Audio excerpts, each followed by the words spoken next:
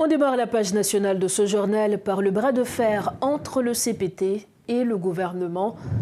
La communauté des Caraïbes, CARICOM, s'inquiète des tensions persistantes entre le président du Conseil présidentiel de transition et le Premier ministre, le docteur Gariconi, qui menace le processus de transition. Ces désaccords fragilisent les accords de compromis signés en mars et avril 2024 et nuisent à l'image de cohésion nécessaire pour obtenir l'aide internationale, cruciale face à la crise humanitaire et sécuritaire en Haïti. La CARICOM, via son groupe de personnalités éminentes, mène des discussions pour comprendre et résoudre ce conflit. Elle exhorte les dirigeants haïtiens à se concentrer sur leur mission de transition visant à organiser des élections libres et équitables d'ici février 2026. Et pour commenter l'actualité politique, nous avons avec nous sur ce plateau le président du PHTK, Liné Balthazar, que nous avons l'honneur de recevoir. Bonsoir, Monsieur Balthazar. Merci en pile pour disponibilité. Bonsoir Radio Métropole, Métro News, et bonsoir à toute l'équipe et puis merci de l'invitation. C'est avec plaisir que je prêter ma exercice de répondre à la question que la population a posé tête sur la situation du pays. En effet, nous pourrons parler de situation politique là, et nous connaissons depuis quelques temps déjà un conflit ouvert, un bras de fer entre CPT1 et gouvernement. Et dernière déclaration que CARICOM sorti sous question ont montré que OTA dérangé par rapport à problème ça qui gagnant. Monsieur Balthazar, selon vous-même, qui ça qui t'a cause conflit ça entre CPT1 et gouvernement? Bon, avant nous parler de cause conflit, on nous garder qui CPT1 et qui ça qui gouvernement. C'est son exécutif équilibré ou exécutif bicéphale que il a mis en place à l'issue de discussions politiques qui étaient entamées le 11 mars 2024, qui concrétisait à travers un accord politique qui signait le 3 avril 2024. Il a mis en place un exécutif équilibré à travers présidence, qui est le CPT, et la primature qui est dirigée par un gouvernement, par un chef de gouvernement. Dans tout pays du monde, il va mettre un exécutif pour une branche à goumer à l'autre. Nous constatons malheureusement depuis quelque temps que deux branches exécutives, ça n'a pas 40 ans, mieux, ils mettaient division, dissension sur la place publique. Non plus quoi que c'est le fait que c'est des gens qui montraient que ils pas voulaient porter de jugement de valeur sur la personne, mais nous attendons à ce que les gens qui occupent l'exécutif, que ce soit au niveau du conseil, au niveau du gouvernement, ils ont montré capacité pour diriger l'État et comporter un responsable d'État, qui soucieux d'abord de l'intérêt général. Et nous avons l'impression que division est venue du fait que ça a deux côtés ou d'un autre, ils ont plus soucieux de l'intérêt personnel ou particulier que de l'intérêt général. Maintenant, en dépit de situation sécuritaire là, qui est très précaire, en dépit de crise humanitaire là, nous connaissons tout que l'accord 3 avril là, qui justement a été mis sous pied CPT, ensuite gouvernement, lui prévoit création au CAG, qui c'est organe de contrôle de l'action gouvernementale justement, mais en dépit de l'importance organe ça gagne, pas gagne pièce décision qui jusqu'ici prend pour mettre les sous pied. Est-ce que Guillaume Bagay que nous pas connaît qui ça qui est vraie cause là, pour qui ça nous pas capable avancer? Est-ce que c'est même question conflit ça qui empêchait que nous avancer? Donc nous plus penser que dès le départ pas de volonté pour appliquer l'accord 3 avril là, parce que une bonne décision politique qui prend après installation de nouvelle autorité sur la base de l'accord, mais toute décision qu'on prend aller en contradiction avec l'accord. Donc en ce sens-là, nous croyons que c'est le fait que l'autorité qui est en place a éloigné de l'accord 3 avril là, autrement dit, il n'y a pas intention en tête pour appliquer, et il a fait tout toute décision qu'ils prennent aller à l'encontre de l'accord. Accord 3 avril là, pas gagné 9 présidents. Combien qui gagne? Non, accord 3 avril a dit que le coordonnateur du conseil présidentiel fait office de président de la République dans certaines conditions. Donc, lui confier la tâche, autrement dit, c'est le conseil comme institution qui exerce les attributions présidentielles et non pas les individus. Donc, son première dérive que nous constatons, c'est que membres conseil ont décidé eux-mêmes, chaque ses présidents. Au point que ont confié les attributions présidentielles à des membres qui ont des statuts d'observateurs. On parlait de qui tâche, par exemple? Non, moi-même, moi parlais que les attributions présidentielles sont exercées par le Conseil. Oui, justement. Oui, et non, c'est Kounia, membre conseil, il dit c'est yo qui président, donc comme yo 9, c'est 9 présidents. On ne peut pas galvauder les attributions présidentielles et la présidence pour une fête, pour séparer la 9. Donc, la présidence doit être symbolisée par une personne et l'accord du 3 avril dit que c'est celui qui fait office de coordonnateur du Conseil qui, en certaines circonstances, peut symboliser l'État à travers la présidence. Donc, dans ce contexte, Leslie Voltaire, justement, puisque c'est dans ce contexte, et nous bien contents nous bien apprécier le fait que M. Leslie Voltaire lui semblait retourner à l'esprit de l'accord du 3 avril, qui t'avait que c'est le coordonnateur du Conseil qui exerce les attributions de la présidence, et non pas l'ensemble des 9 présidents, pas gain. Donc ça, c'est une première bagaille que nous t'a souhaité, que une volonté réelle de la part des conseillers pour exercer, pour appliquer l'accord du 3 avril. Et volonté ça, qui j'en pensais que vous avez gagné, qui ça qu'a fait pour gagner? Ça que tu as fait pour gagner, c'est que, que comportement, tu as conformé comportement, fait que comportement conforme à ça qui dit l'accord 3 avril là. Or, jusqu'à présent, tout ça a fait pas du tout conforme à l'accord du 3 avril.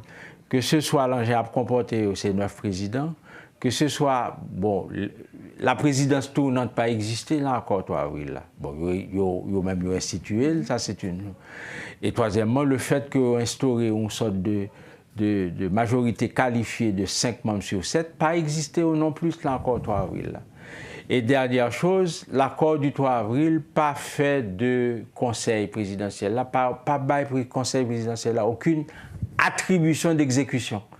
C'est-à-dire le conseil présidentiel, tout simplement, donne les grandes orientations et c'est au chef du gouvernement et au gouvernement d'exercer, de mettre en œuvre les attributions ou bien les orientations définies par le Conseil.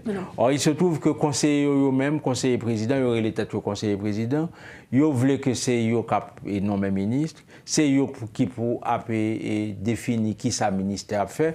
Donc, ils rentrent dans le champ de compétition avec le gouvernement. Cette compétition, justement, qui gens nous capables de faire, qui ça qui t'a solution pour que nous pas gagner justement conflit, ça n'est pas continuer. Qui ça qui a solution?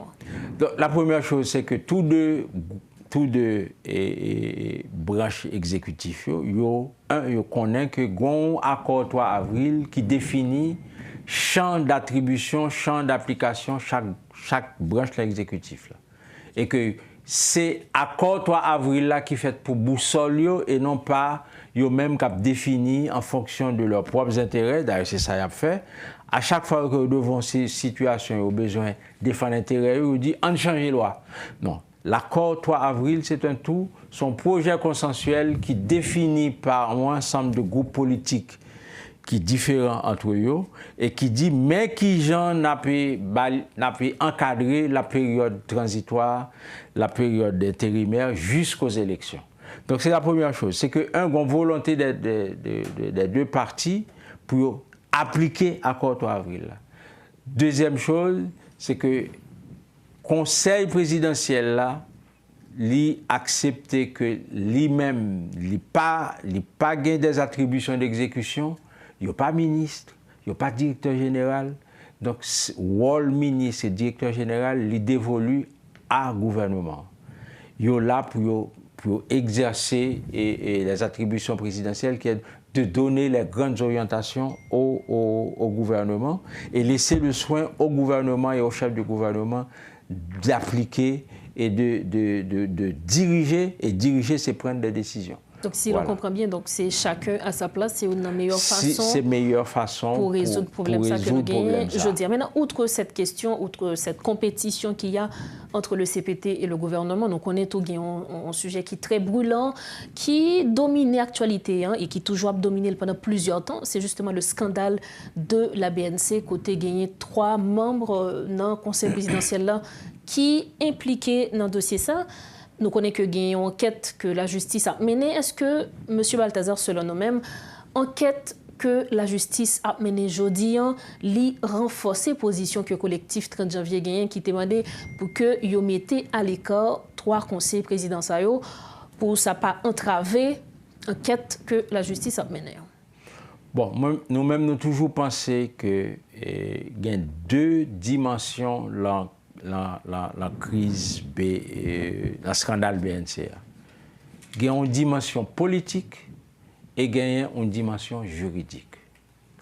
Nous-mêmes, nous ne sommes pas intéressés comme monde qui a fait politique, la dimension juridique, de pour entrer dans le juridique ou pour sortir. Le scandale de la BNC posait un problème politique pour le conseil, pour le gouvernement et pour l'ensemble du processus. À partir du moment où des gens qui ont des attributions présidentielles, qui exercent des attributions présidentielles, ou qui ont des soupçons de corruption sur eux, c'est ça le scandale. Ou pas fait pour mettre en situation pour gagner des soupçons de corruption sur un monde qui a exercé les attributions présidentielles. Et le collectif, dès les premiers jours de problème posé, il dit mettez à l'écart les 3 conseillers indexés. Il y a 2 ou 3 mois, nous te dit mettez à l'écart les conseillers indexés.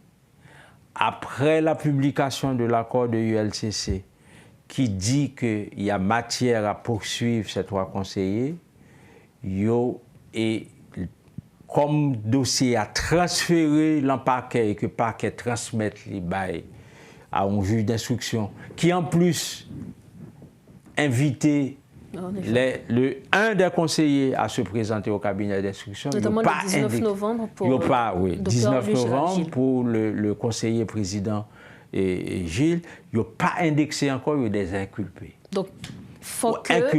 Inculpés, lors inculpés ou pas capable de mêler dans des attributions présidentielles. Donc, il faut que le conseil présidentiel, là, notamment par le biais de son coordonnateur, prend une décision pour mettre à l'écart. Si que eux-mêmes n'ont pas voulu démissionner. Bon, il y a une décision politique à prendre et cette décision politique doit être prise et par le conseil, à travers le président Leslie Voltaire, et par le premier ministre, à travers, il doit mettre d'accord parce que ce scandale, il rejaillit, il décrédibilise et le Conseil et le gouvernement. Donc, pour éviter, pour recrédibiliser le processus, pour recrédibiliser le gouvernement et même le Conseil qui tient lieu, qui exerce les attributions présidentielles, nous demander que une décision politique qui prend pour contre les conseillers inculpés, nous mettons la mise à l'écart volontaire, temporaire, le temps que la justice soit blanchie ou soit. Mais pour le moment, ils n'ont rien à faire au Conseil présidentiel et le collectif est comme l'ensemble des forces politiques de ce pays, pas acquiescer, pas tolérer aucune décision à partir du moment où ils ont inculpé par le juge d'instruction, 3 conseillers ne pas tolérer aucune décision que signée qui engageait l'État. Monsieur Liné Balthazar, merci en pile pour ce que vous avez répondu à question Métropole. Merci, Métropole. Et encore une fois, je suis toujours à votre disposition pour répondre à la question que les citoyens ont posée sur la situation du pays. Encore une fois, merci beaucoup. Merci encore à vous. Voilà donc les précisions du président du PHTK, Liné Balthazar. Il était l'invité de Métro News ce soir. Avec lui, on parlait de la situation politique.